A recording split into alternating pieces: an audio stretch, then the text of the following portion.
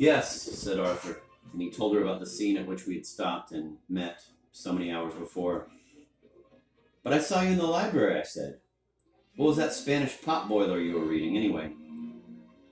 La muerte de un maricón, he said with a humorous flourish. Oh, what's that mean? I said. Ask Jane's mother, the Hispanophone. You can't just stomp right now about my mother, she said. You can just shut your trap. Drunk, Jane spoke as though she were Nancy Drew. I was a fool for a girl with a dainty lexicon. My mother didn't get to spend a year cutting up in Mexico and getting hepatitis like you did, Arthur. Well, and thank goodness, said Arthur. Oh no, you didn't really cut up, did you? I said. Like the big time, he said. And what will you do this summer, Arthur? I'm going to live at Jane's and watch the dog. You'll have to come visit me. It's going to be a fun place after the Bellwethers leave. Arthur and Jane had just gotten to the part where the blind truck stop waitress, feeling with her spotted, overjoyed hands Cleveland's nose and forehead, accuses him of being Octavian, the shining man from another planet who had loved her many years ago, but had then returned to his own world, leaving her sightless and with a brilliant, freakishly formed child. Quote, the kind of thing, end of quote, Arthur said, quote, that is always happening to Cleveland, end of quote. When Mohammed fell into the dark room shouting, quote, the Count! The Count! The Count, Arthur said, frowning slightly. Hey Google, how much time left on the timer? It looks like you don't have any timers set at the moment. Hey Google, set a timer for 8 minutes. Sure, 8 minutes. And that's starting now. My friend, Momo said, almost as though he meant it. My friend, my tremendous friend Arthur the Count. Tell me, what may I do for you? What would there be that I would not do it for you, my friend? He teetered, wore a bib of spilled whiskey, and the wide things he said, I felt, would be discounted as the typical cinemascope friendliness of a sot. But Lecomte looked at him without answering, looked into his fat eyes while an obviously well-considered reply fought to free itself from his shut mouth. Arthur? Only to say it. Only. Anything in the world. You could, say Lecomte, keep the fuck away from Richard. There was only the din of the party, and it was as nothing. The obscenity flared and then collapsed into itself in the dazzling white half of a second. It was like the echo of an axe blow filling the air between him and Momo. He immediately blushed and looked ashamed at having said too much. Mohammed's hand, which he had intended to give to Arthur to be shaken, hung from his wrist as though unmuscled. He fought down his astonishment with the aid of his alcoholic heart and smiled at me and then at Jane. Jane, he said, you will tell him I am quite okay for Richard, and everything is okay, and he has not the claim to everyone like you think he has, and you will now tell him this. Let's go outside, Jane said to me. I know how to get the neighborhood dogs to bark all at once. Hey, yes. Fine, said Mohammed. Then it is enough for now. I will be back later. He headed for the large, dark parlor and disappeared into the large, dark music there. Arthur, was Richard? I said. Let's not talk about it, he said. Jane put her moist pout just by my ear and whispered, raising the hairs all down me. Richard is Cleveland's cousin, she said. Ah, Cleveland, I said. I wondered at the Eiffel mesh of liaisons rising up and up around me. Were all of them related? Were Arthur and Richard an item? I looked at him. He stared down into his cool, yellow foaming plastic cup of regret. His hair fell over his rather flat profile and hid the eye. The subject, Jane murmured into my ear again, undoing a giant zipper within me. I grabbed her hard hand. What subject? Change it. 3 syllables.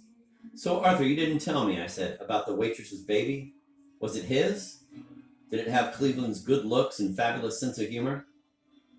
And the thought of Cleveland lifted him and threw him and within a few minutes I listened as a hitchhiking Cleveland made his way headlong through the Black Hills toward Mount Rushmore with an AWOL Army demolition man in a pickup full of trinitotoluene and plastique, and tears appeared at the corners of Arthur's eyes. He laughed so. Later, long into the ever dimmer and louder evening, I looked around me as though for the first time in hours. "Cleveland," I said. My vision and hence recent memory had smeared completely at the edges, and the edges had contracted with each drink. Until two faces, Jane's and Arthur's, bewilderingly alike, filled the unbearably focused, narrow center of everything and babbled. I wanted Jane. I wanted quiet. I wanted just to stop. So I stood up, a feet, and went out of doors to slap my face 3 times.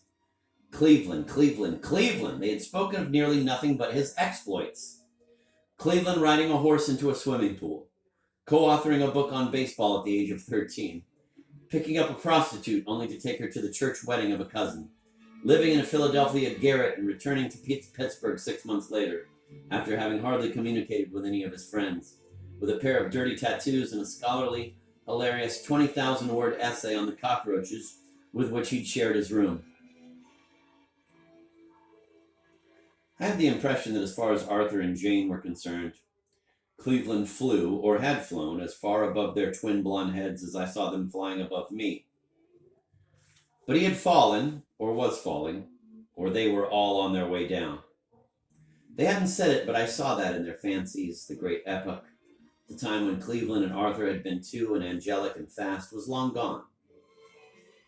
Here I am, I thought, for I felt shitty and sour and wry, at the start of the first summer of my new life, and they tell me I've come in late and missed everything.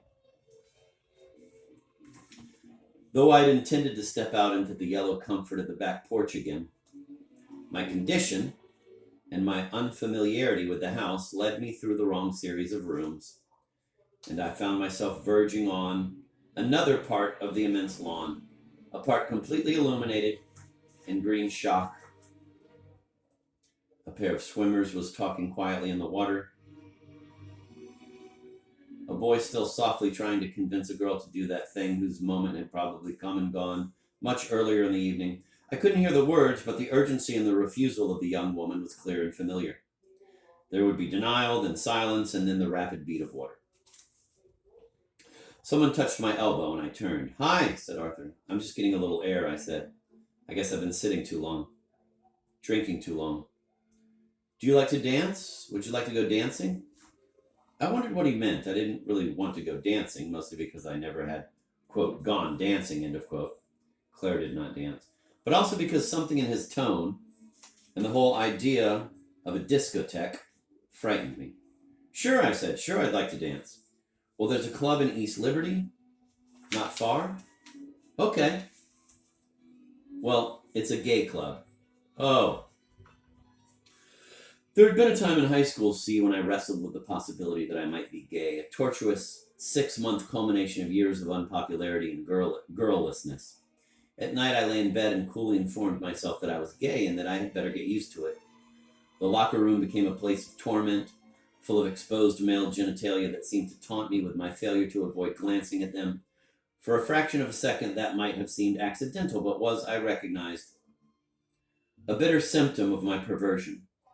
Bursting with typical 14-year-old desire, I attempted to focus it in succession on the thought of every boy I knew, hoping to find some outlet for my horniness, even if it had to be perverted, secret, and doomed to disappointment. Without exception, these attempts failed to produce anything but bemusement, if not actual disgust. This crisis of self-esteem had been abruptly dispelled by the advent of Julie Lefkowitz, followed swiftly by her sister Robin, and then Sharon Home, and little Rose Fagan and Jennifer Schaefer. But I never forgot my period of profound sexual doubt. Once in a while I would meet an enthralling man who shook, dimly but perceptibly, the foundations laid by Julie Lefkowitz, and I would wonder, just for a moment, by what whim of fate I had decided that I was not a homosexual. I looked at Arthur. There was a faint golden stubble on his cheek and a flush at the pink skin of his throat. His eyes were clear and pale, as though he had not been drinking. I felt something. It flew around my chest like a black bat that has got into the house, terrified me for an alien moment, and then vanished. Okay, Google, thank you. I don't think so. I'm straight, Arthur. I like girls. He smiled this he smiled this politic smile. That's what they all say. He reached up and almost touched my hair. I shrank from his hand. Okay, you're straight. It was as though I had passed or failed some test. Well, we can be friends, can't we? You'll see, he said, and he turned on his heel and went back into the house. Objects changed during the long run of Riri's party.